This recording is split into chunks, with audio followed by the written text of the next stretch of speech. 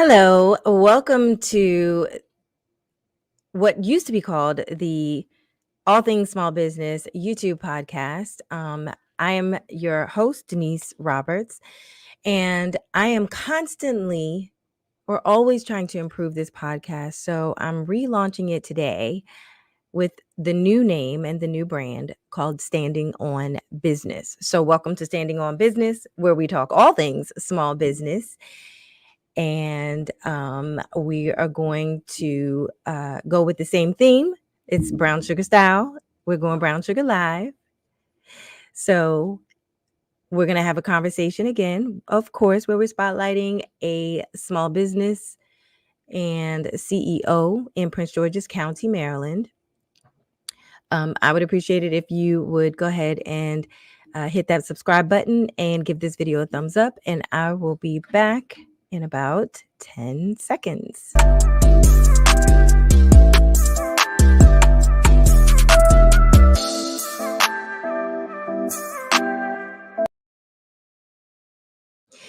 Welcome back again. We're relaunching the show today, Standing on Business, and we're doing it brown sugar style.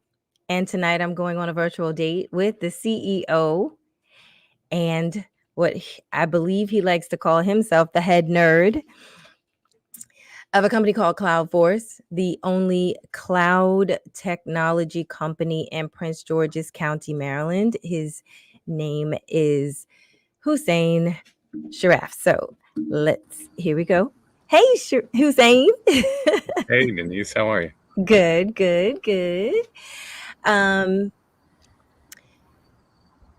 We talked earlier today, just briefly, about how this show moves, and I just really want to thank you, one, for being here and being my date this evening to talk about the love affair of entrepreneurship. Happy to. I appreciate you inviting me to be on the show. Okay. So, you're from Prince George's County, Maryland, right? Well, I'm from the DC area, but I've lived in Prince George's now for 11, going on 12 years. Okay. So when did you fall in love with entrepreneurship? Yeah, I think for me, that goes way back to my childhood. So I grew up in a household where we didn't have a lot of frills, and my parents were, struggling to make ends meet. And so I didn't always get the stuff that I wanted. And I didn't get the stuff that, my friends were getting for Christmas or for their birthdays. And, everyone was getting a Nintendo 64 or, whatever it was at the time. And so I figured I was just going to have to figure out how to make the money to buy my own stuff. And so very early on, even in like elementary school, I was hustling. I was figuring out ways to make money, whether it was, getting all the neighborhood kids together to shovel snow for all the families on our street, and then collecting $20 per driveway, or cutting grass or raking leaves, whatever we could do. I was always kind of the ringleader, and I would get all the other kids in the neighborhood to do these things with me. And so that's probably where my love of entrepreneurship started. Was I figured out that I can get creative and make money and go buy my own stuff and not have to rely on my parents, who, they were doing their best, but they couldn't afford all the nice stuff. So I was an entrepreneur even before I was an entrepreneur, I guess. Do you think that that's something that you discovered inside of you, like something that you didn't know it was there? I don't know quite how you can describe that. Yeah, I mean, I think it was somewhat born out of necessity, but also like I realized that I just loved it. Like early on, I realized that like just the thrill of the chase of like, okay, well, how much money can I make this summer? Right? Like how can I optimize my time to hit as many houses as possible and mow as many lawns? And if I make a little bit of extra money, I can buy another lawnmower and hire another kid to work with us. So like it became very like, the game of Monopoly for me, it was more of a challenge at a certain point than it was necessarily about the money.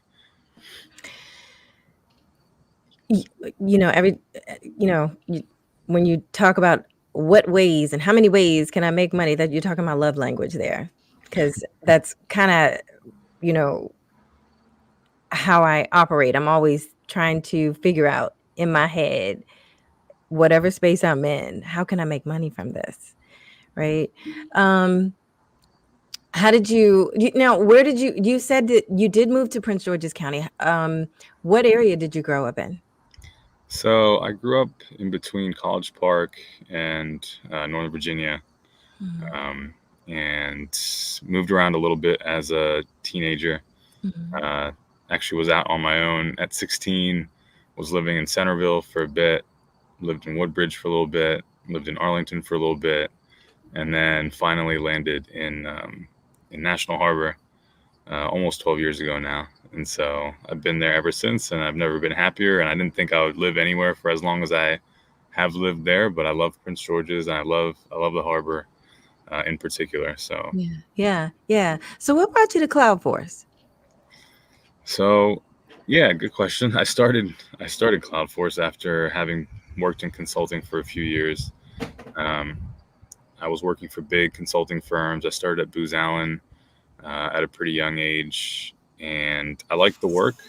I was working for federal government agencies. I was doing systems engineering type work for a few different consultancies. And yeah, I really liked the work that I was doing because I was always a big nerd. I was very technical and I just liked Mhm, building things and fixing tough problems. But I didn't really love the environment of working in like a giant conglomerate with a million people and everybody was kind of just a number. And mhm, um, I figured at a certain point I would just go off and try to do it myself. And so mhm, I had a few clients that, were willing to take a chance on me. And so I mhm. went out and started Cloudforce and immediately had a few customers that I was already working with. So that's how the whole thing started. I mean, I didn't really intend for it to ever be anything more than just like me doing one man consulting type work. Uh-huh. Okay, so let's talk about Cloudforce just, for a bit.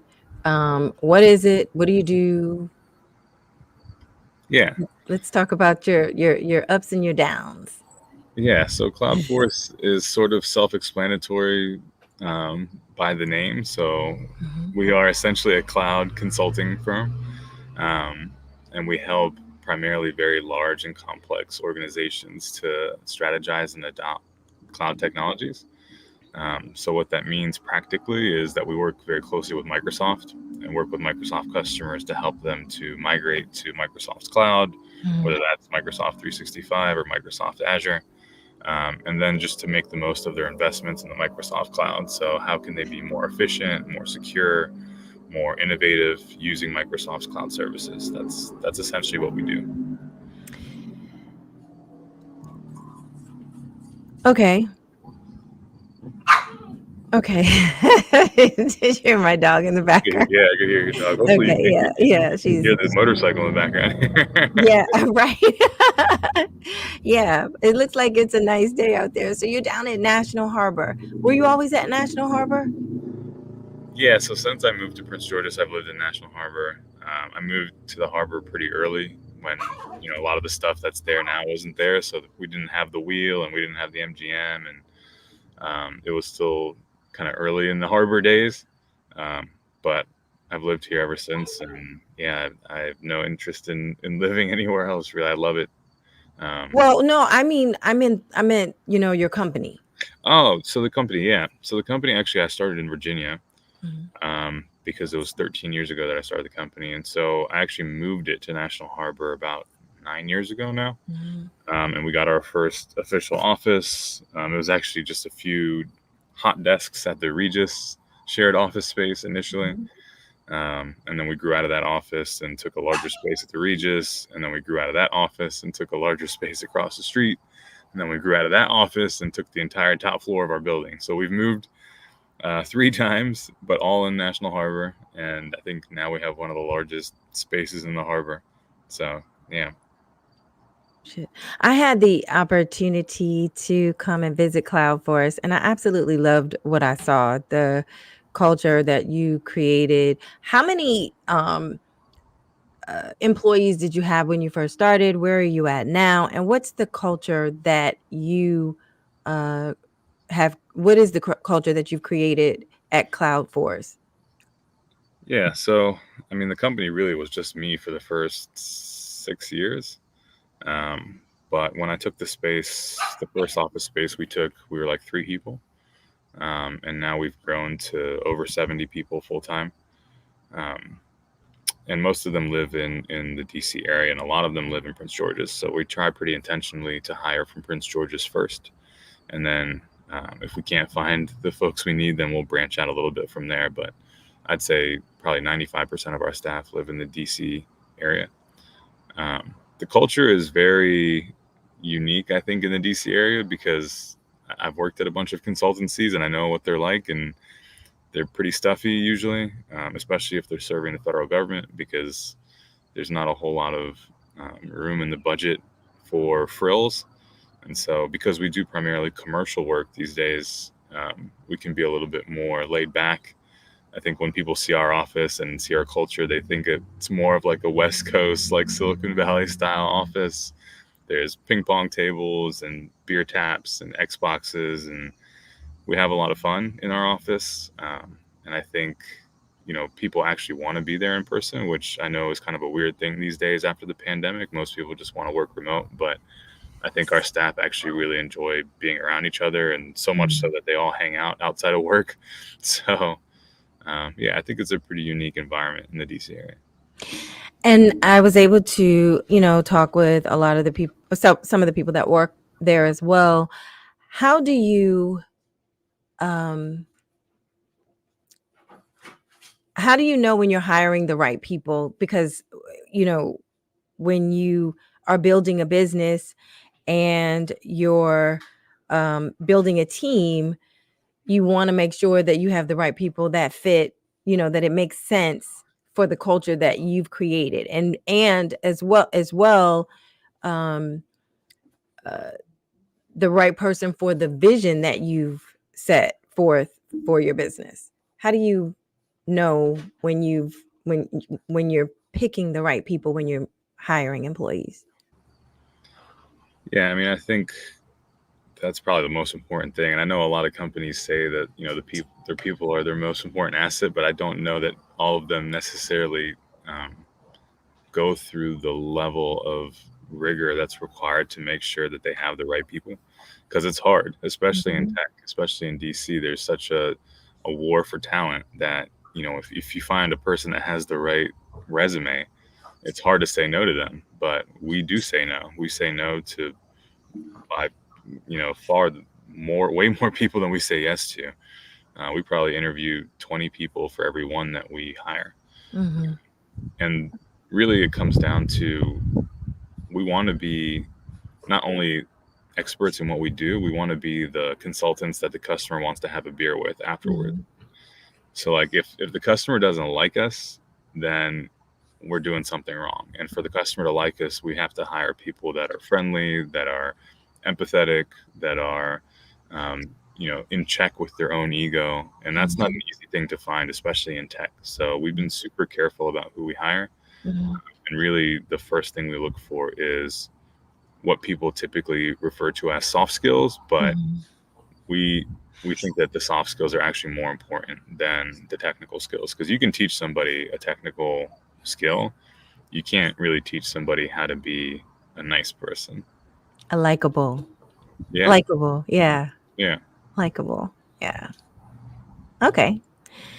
So is your business, when it comes to your life, is it the main chick or the side chick? It's definitely the main chick. I'm a bad example because I work way too many hours a week, especially right now because we are growing rapidly and we have a ton of demand. And so my whole life right now is work. But I mean, I love to work and I'm very fulfilled by the work that we're doing, so I don't mind it. But it's definitely the core focus. Okay. Since it's the main chick, what does or as the main chick, what does a typical date night look like for you? Well, I'll just give you an example of last night. So last night was Saturday night, and I was very occupied in my office in National Harbor. working until probably 1 a.m. on a presentation that I need to deliver tomorrow to like 200 Microsoft employees nationwide. So, Oh, yeah, these are the things that, keep me up, and these are the things that I prioritize right now. And yeah, I wouldn't really have it any other way. But yeah, that's where you'll probably find me most nights. If you pull into National Harbor and you look up the very first building, you'll see a sign that says Cloudforce. Right underneath that sign, you'll see the one office that still has its light on, and that's my office because it's right underneath the sign, funny enough. oh, okay. Okay. Do you ever accept, surprise visits? Yeah, as long as the person knows my phone number, because the building's locked up at night, so you can't even get in the front door. And our elevator goes right up to the floor, so like you have to have a fob to get in. But I So do you're get having. a lot of folks that like ping me randomly, like, "Hey, I see you're up in your office. Let me come up and say hi." So that does happen quite a bit. Oh, okay. Okay. Well, that's nice. Um, what's the what do you think is the best and worst decision that you've ever made in your business? And when it comes to the worst decision, what did you learn from it? Um, should I start with the best or the worst? Start with the best. All right, I'll start with the best. I think the best decision I made was just trusting that it was going to work. Mhm. Um, I did have a really good job before I decided to take the plunge and take the leap, or take, that step of faith, whatever they want to call it. Um, I think a lot of people get stuck in a Mhm. comfortable job where they get paid well and they have it easy, and they know exactly what they're going to do every day. And I had that, um, but it just wasn't enough. And so Mhm. I took a big pay cut and I took a big risk, and I'm glad I did it, because I can't imagine what my life would be like had I not done that so many Mhm. years ago. So Mhm. I think that was the best thing I ever did, was just believe that it would work. So do you think that the business, or would you say that the business chose you or you chose the business, since it's the main chick? I think the business chose me, honestly. um, I don't think I could have avoided it, really. Like, had I not done it then, I think I would have done it eventually regardless, because I Mhm. don't know how to be a subordinate. Like, I'm not really good at being managed. And I wasn't really a good student in school either. So Mhm. Mhm. um, I kind of need to be able to explore and figure things out on my own and chart my own destiny, I guess. So I think it chose me. Okay. Who are some of your mentors? Uh, yeah, I have a number of mentors that I've had over the years. I think it's always important to find people that are older and wiser, that have been through the stuff that you're trying to do and figure out. I think that that's really um, undervalued by a lot of young people, especially like even now when I talk to young people, I ask them, like, "Do you have a mentor?" And they're like, sometimes they'll say yes. Usually they'll say no. If they say yes, it's usually someone that's like 2 years older than them that doesn't really know much more than they do. I'm like, no, you need like a mentor who's older and wiser. Like, find somebody that's 10 or 20 years older than you, who's Mhm. done some stuff in the industry that you're trying to do things in, and who can help you, and they will help you. Because if you really show that you're taking their advice and their words and doing something with it, then very successful people are actually very generous with their time. I have found, if you respect their time. Mhm. So I think a lot of young people also like don't think that anyone who's successful would waste their time with them, and that's absolutely not the case. So I've had Mhm. a number of really great mentors. At any one time, I probably have 2 or 3 or 4. Right now, I think I have 4. Mhm. But they're all people that have done something in business or in life that I think is admirable, and you know, I think I can learn something from. Mhm. Okay. And what about the worst decision you made in your business? I thought you forgot about that. I guess No, I did not, so. You told me to bring a glass of wine, so I'm gonna have a sip of this wine first. Good. Yes, yes, yeah. I'm thirsty too. um, Yeah, the worst decision I ever made, I think, was hiring friends. And I think that's a decision that a lot of people make early on is like, Mhm. well, if I'm going to hire anybody, I'm going to hire my friends because, I Yeah. like hanging out with them and, it'll be fun. And turns out that fun is not really what a small business needs. Um, what it needs is not only people that are very hardworking, but also people that complement your capabilities. And Okay. that's not always going to be your friends. I mean, maybe for some people, they get lucky and find a friend who also is just as hardworking as they are and just as Yeah. committed and has complementary skills. But for me, that was not the case. And so I Yeah. hired a couple friends early on. They were very close friends of mine, and it didn't work. And at a certain point, we had to part ways, and that was really tough. Mhm. And unfortunately, it ruined both friendships. Mhm. And so that's probably the worst mistake I ever made. Okay, and so to this day, those friendships are no longer? You don't talk to those people? No, Yeah. Yeah. and not so much on my side actually. Like I think it was more so on their side that, and I don't know. I don't think that they wanted to continue a relationship past that point. Mhm. But ultimately, it really doesn't matter. It was my mistake. Yeah, they always say, not they always say, but they say, never do business with friends or family, even family sometimes. And I guess it could depend on the situation, but Yeah, um I think and it that can kind depends. of be in any kind of business, whether it's a business transaction. I mean, because you think about it, if it's you, even if it's just a friendly loan, Yeah, don't expect to get the money back, right? If you do, it's just surpassing your expectations. yeah, I learned that lesson the hard way also. But Mhm. I mean, I think there are exceptions to every rule, and I've seen Yeah. Mhm. friends that have done business with each other and been fine. But I think Yeah. it's the exception and not the rule. So like, I just wouldn't even try it moving forward, and I haven't tried Right. it Yeah. since. And I've had a lot of friends say, "Hey, we should work together," and I'm like, "No, No. no." 'Cause I like you too much as a friend, and I don't want to ruin that, and it's not worth it. And even if it did work, like the risk is just too high that it wouldn't, and it's not worth it. Yeah. Yeah. Okay, so would you say that your business is good to you? I would say my business is as good to me as one could hope for. Mhm. I don't think any relationship is perfect, and I Mhm. would say the same is true for business. I don't think any business is perfect. Mhm. I think I've been very fortunate to have a lot of great experiences and a lot of um, opportunities that I wouldn't have had otherwise as a result Mhm. of running this business. Mhm. Um, but it's it's not always rainbows and butterflies. Like Mhm. it's hard.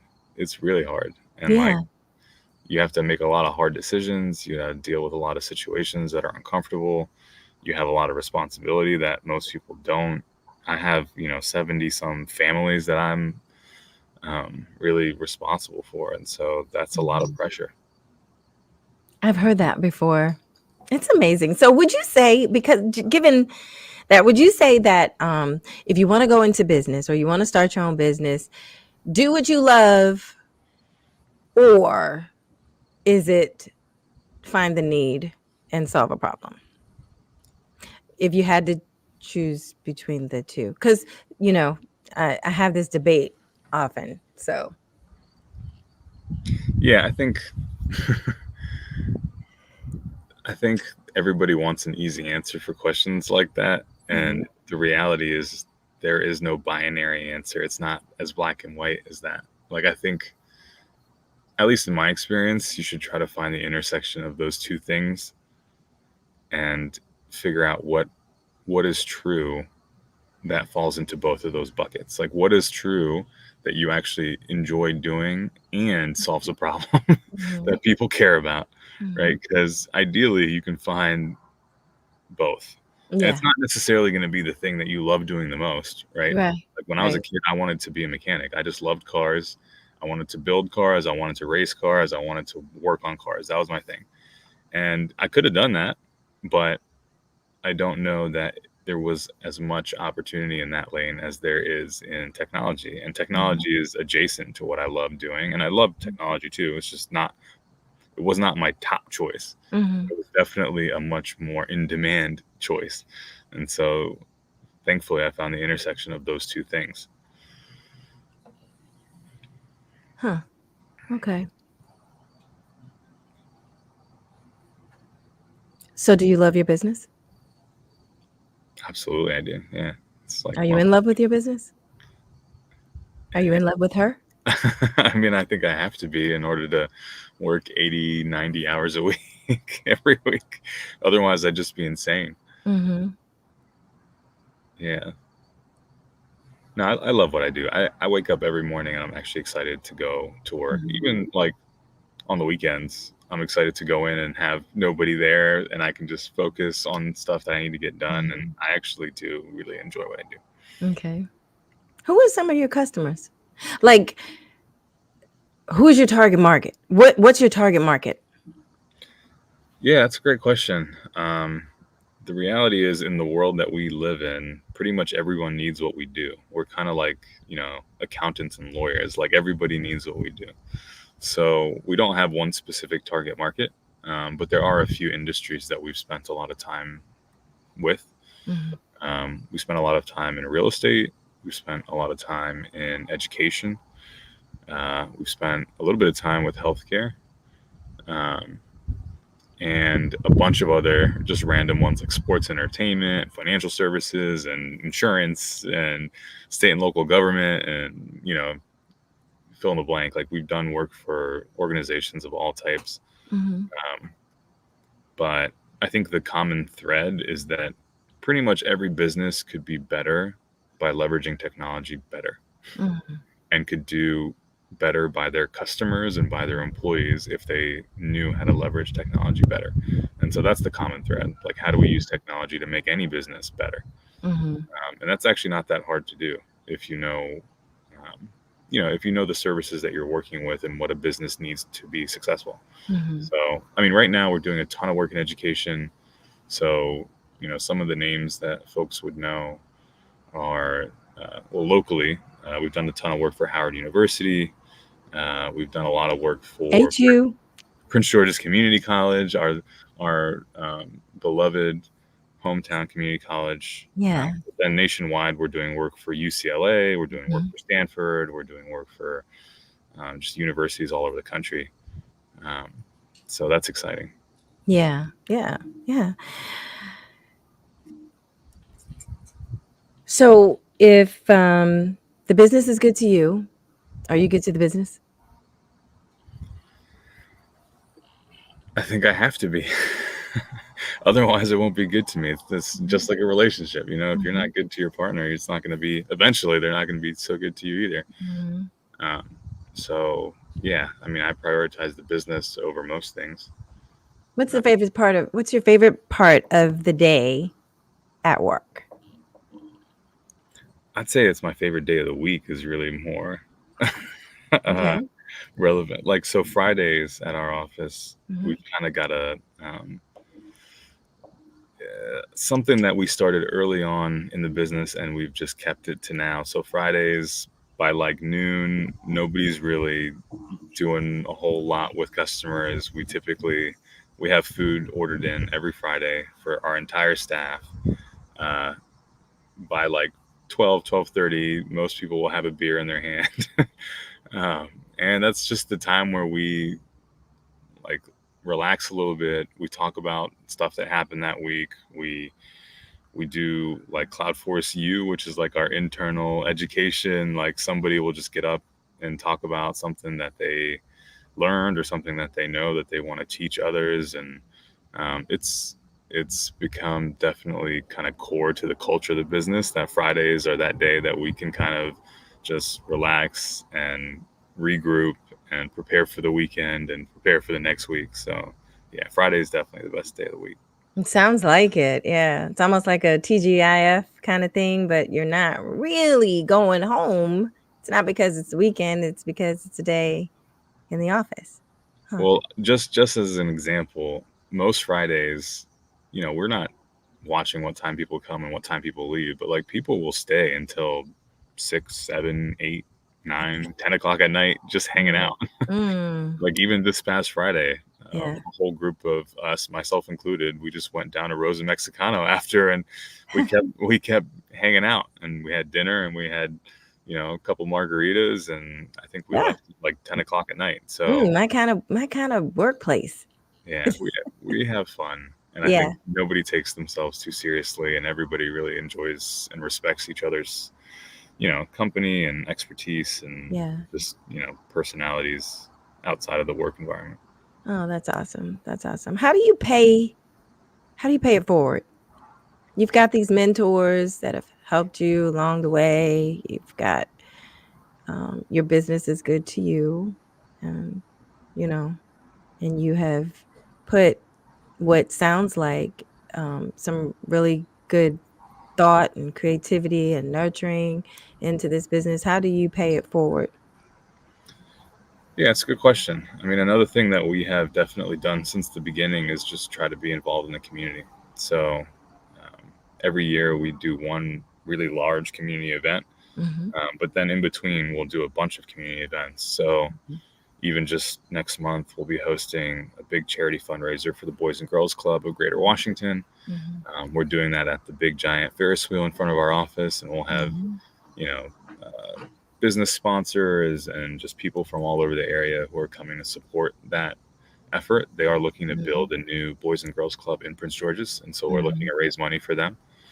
Um, but in between that, we've done a ton of other events. We invite young people into our office constantly Mm-hmm. to tour our space, to talk to our staff, to get career coaching advice. Um, I'm constantly in, you know, universities, colleges, talking to young people about their careers and where they can take, their future, and whether they're, from a rich family, a poor family, it doesn't really matter. I think I try to serve as an example that they can make, whatever they want out of their life and their career is possible. And so I try to spend a lot of time with young people explaining that. Okay. How do you market your business or your services, your technology? You know, communications is really important when it comes to, but it's, is it more word of mouth, or is it more, paid media? How do you get people to know about who you are, and or do you seek out the business? Yeah, thankfully, we don't really seek out the business much, which is, uh, I guess, a privilege that we have with the work that we do. Mm-hmm. A lot of the work that we do these days is in artificial intelligence, and alongside Microsoft, who's the leader in artificial intelligence for business. And so the reality is there's more demand than there is supply for the skill sets that we have. Mm-hmm. But we do spend a lot of time just going out and being thought leaders. So we speak at a lot of conferences and events about the things that we do. Just a couple weeks ago, we were speaking at a conference in DC about artificial intelligence and how you can use it to apply it to your business to make your business more competitive, more secure, and more successful. So we do spend a lot of time on those things. We also host meetups in our office Mm-hmm. with Microsoft, and so we're hosting one in a few weeks, I think. Mm-hmm. But most of our demand, almost all of our demand, is inbound. So people reach out to us, and thankfully we have a pretty healthy pipeline of new work, and we get to pick and choose the kind of work that we want to do for the types of companies that we want to work for. So we're pretty fortunate. Oh, okay. Oh, Is what is making all the noise. hello, hello. Special guest. Oh boy. So, so you brought up AI, and that is one of the hottest topics, around right now. And Yeah. you said that there is more demand than there are suppliers. Do you see that changing anytime soon? Honestly, no. And the reason's because I think the demand is going to continue to increase. So I think there are going to be a lot of young people getting into AI, and thankfully I've actually seen that myself firsthand with hackathons and things that we've hosted with a ton of young people interested in getting into the industry. The only thing is the industry is still a baby. Like, it's like the internet when it first started. Like, nobody really knew what to do with it, or how big it was going to be, or the fact that it was going to basically take over everything. And I think AI is that next wave. And I don't think that people really fully comprehend how much it will impact every industry.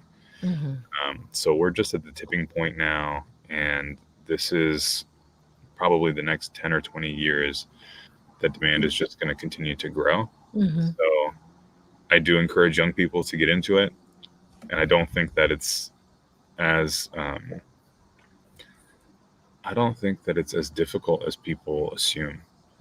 It's actually far simpler to comprehend, I think, than like the traditional systems engineering stuff that I started doing when I first got into the industry almost 20 years ago. So you don't have to have like a fancy degree from a fancy school to start working with AI.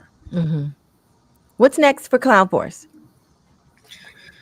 What's next for Cloudforce? Well, that's a good question. This is kind of a funny year. It's an election year. There's a lot going on in the world. There's a lot going on in the economy. But all those things considered, we're just going to keep our heads down and focus on the stuff that we are uniquely qualified to do, and keep growing and keep hiring more people, and hopefully continue to have a good impact on the community. And so it's kind of just more of the same, but bigger and better. We do have some interesting stuff that we're working on closely with Microsoft on some intellectual property in the AI space that we are getting ready to launch in the next few months. Are you going to have a big party for that? If we can find the time, yeah, absolutely. If we can find the time between servicing all the customers, yeah, sure thing. I'm sure we will. Yeah. Oh, yeah. Please let me know. Oh, I will absolutely let you know. And you know that our office is always a good time. So I'll be happy to welcome everybody from the community and all of our supporters in to celebrate with us. Yeah, absolutely. If people want to know more or about you or your company, where should they go? So gocloudforce.com is our URL, but then we're also super active on LinkedIn. So LinkedIn is really where you can see what's going on with the company, any events that we have going on, all of the community engagements and initiatives that we're working on. So we're super active on LinkedIn. Follow us, and you'll know everything that's going on. And the next time that we're hosting an event at our office, we'll definitely be on LinkedIn. Yeah. It's been so good talking to you. Thank you so much for spending a little bit of time with me today. No, it was a pleasure, and I appreciate you again inviting me to join the show. And I hope that the show continues to achieve growth and success. And we don't have enough spotlights on business in Prince George's County and in Maryland in general. So I think that this is it's a great thing for our area and for our community. Well, I will definitely keep in touch with you, and I want to thank you for, sharing, your time, a little bit about your entrepreneurial journey. I think a lot of what you have had to say is, great insight for people who are, and that's what I do want to ask you. One last question. I'm sorry. What advice would you give someone who is looking to start their own business, especially in your industry? Two things. One, find a mentor. To the earlier point, find somebody who you can bounce ideas and questions off of, who's been there and done that. I'm happy to answer questions, so ping me on LinkedIn. But two, I would say just start. Don't overanalyze. Don't overthink it. Just do something. I think a lot of people talk about all the businesses that they're going to start, and they talk to nauseum, and then they never actually do it. Yeah. It's better to just do and stop talking. Like, if you just do one thing today, it'll be one more thing than you would have done otherwise. So just start. Well, thank you again. And I wish you all the best and the luck, especially with this next launch or venture that you're getting ready to launch. So Yeah, really excited to hear about that, and I'll be looking out for that in the future. We'll keep up with you and wish you well. I appreciate it, Denise. Thank All you so right. much. All righty. Cheers. Cheers. Standing on business. Yep. Standing on business. All right. I want to thank my guest again, Husein Sharaf of Cloudforce, the head nerd, CEO, and founder. I've had the opportunity to have more discussion with him before and learned a lot and really appreciate his love for giving back to the community. But what I would like to do is to hear from you to see what your thoughts and opinions are on this interview and the information presented in this interview in the comments below. I'd like to know if you learned anything in the comments below. Make sure you hit that subscribe button and give this video a thumbs up, and I will see you on the next video. Love you.